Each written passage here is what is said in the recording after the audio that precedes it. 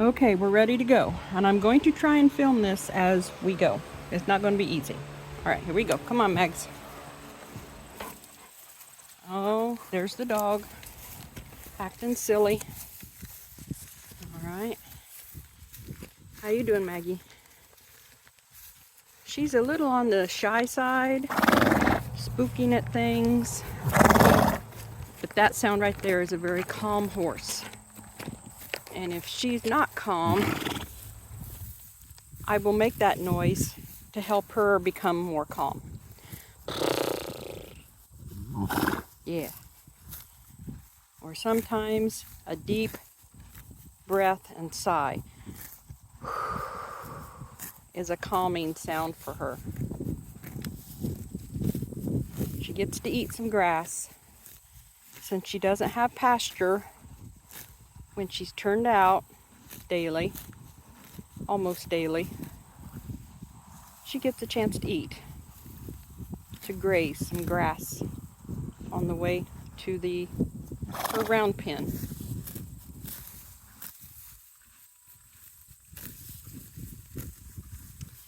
This, where she's eating, used to be pasture. The fence was really bad several years ago, and the fence got torn down. And the plan is to fence off the northern half of this same pasture to give her some pasture to graze in. See? She just spooked at the dog. It was a little spook though. I can handle that.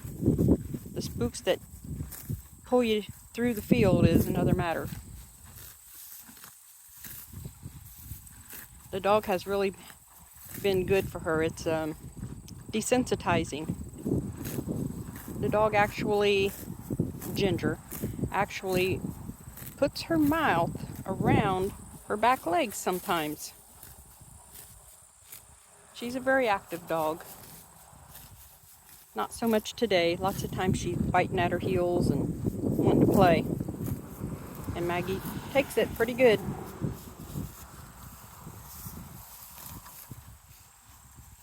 We've actually been mowing the clover, alfalfa, and grass that grows in this pasture. Where you going, Ginger? Get away from the road. There she goes. Yeah, Ginger, you shouldn't do that.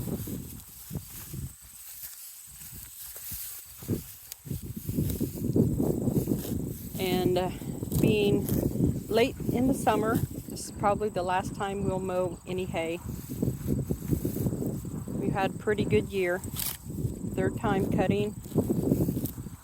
First cutting was pretty nice.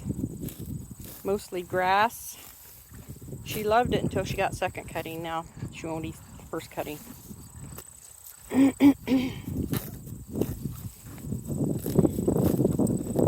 Sometimes I direct her to the clover.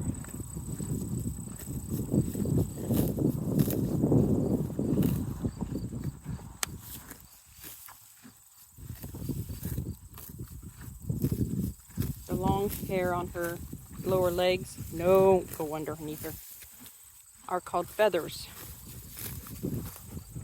And she's had feather mites, which causes her to itch. She bites at her legs. Not as much anymore. We've made some modifications to her stall and her bedding. And she's doing better. She still has some problems with the back legs. They're better, a lot better too.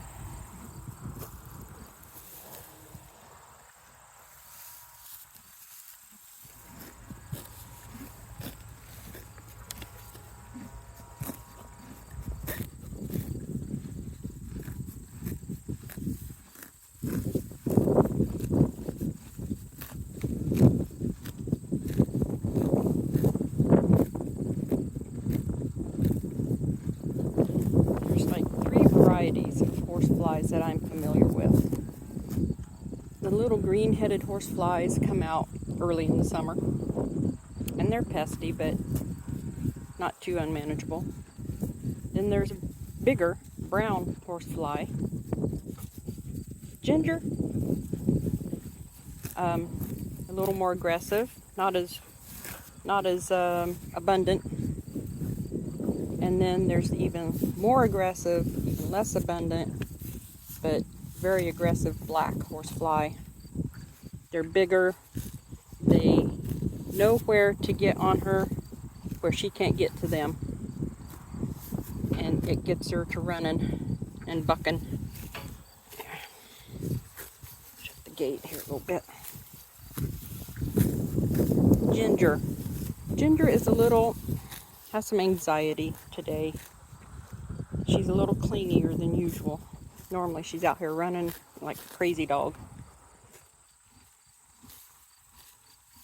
But she's happy to be like glued to the back of my legs. See? She gets as close as she can. Where those black horseflies like to land are right on the back of her tail, on her butt area. Right where she can't reach. And if I'm out when that happens, she comes running to the side of the gate so I can get rid of it for her.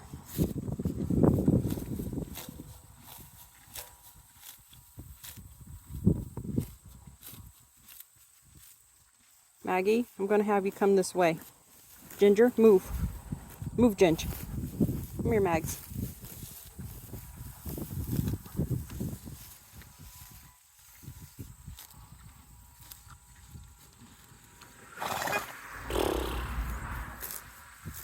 Somebody knows me, I guess.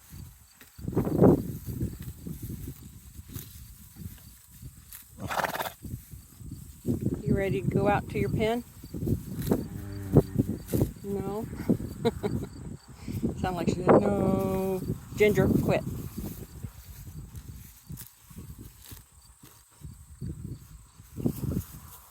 Yeah, that's just a honeybee on your legs. It's all right. Come on. It'll move. Come on, Maggie. Let's go. Let's go. She seems to respond to let's go better than anything. Come on. Her round pen needs weeded really bad. I haven't had the best of summers. My hemoglobin was low and I was tired. That's my excuse and I'm sticking to it. But I'm feeling better. Get some of this stuff done. And I like to have her back up a little bit. It's one of the things she's been taught. Back. I can tell her back. I don't have to tell her back. I can make her go back by just putting my hands up in front of her face. Sometimes a little push here and she'll back up. Deep breath tells her she can stop. Let's see if I can do this one-handed. There you go, ma'am. And Ginger goes crazy about this point. I don't know why.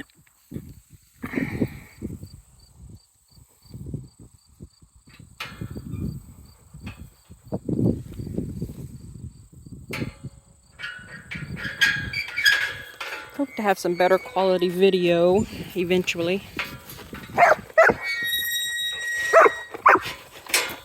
There she goes. Normally she totally ignores Ginger. But this little carabiner goes in here, so this can't be lifted. Because I think Maggie's done that before too. Rubbing her head on this gate, I think she's lifted it and been able to open it. So that's how we avoid that.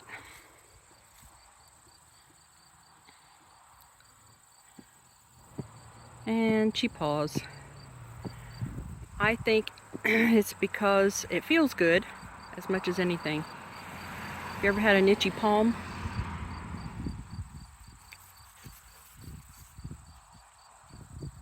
She's pretty today. Her mane is long.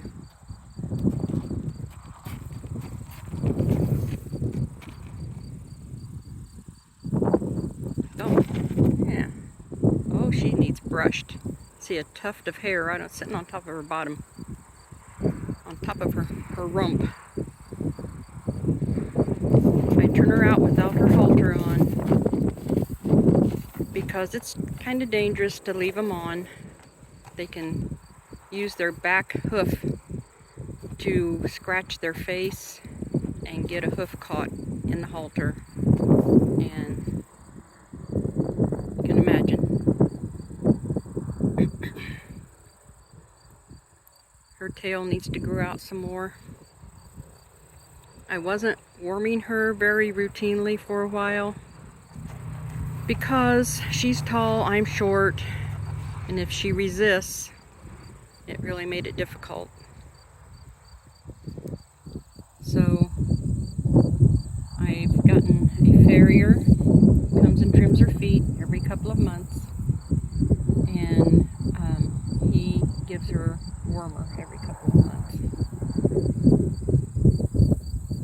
So that's why her tail is a little shorter in one area than the other. She rubbed her bottom until her tail was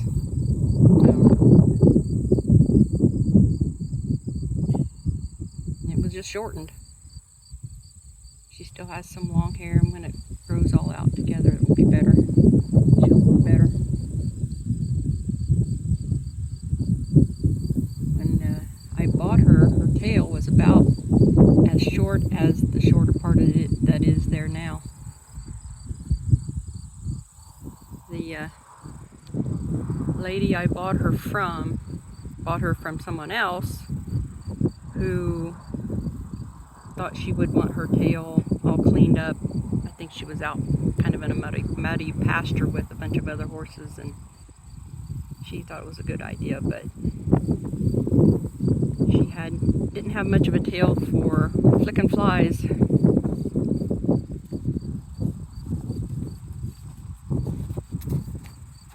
Not for a while anyway. You can see how long it got.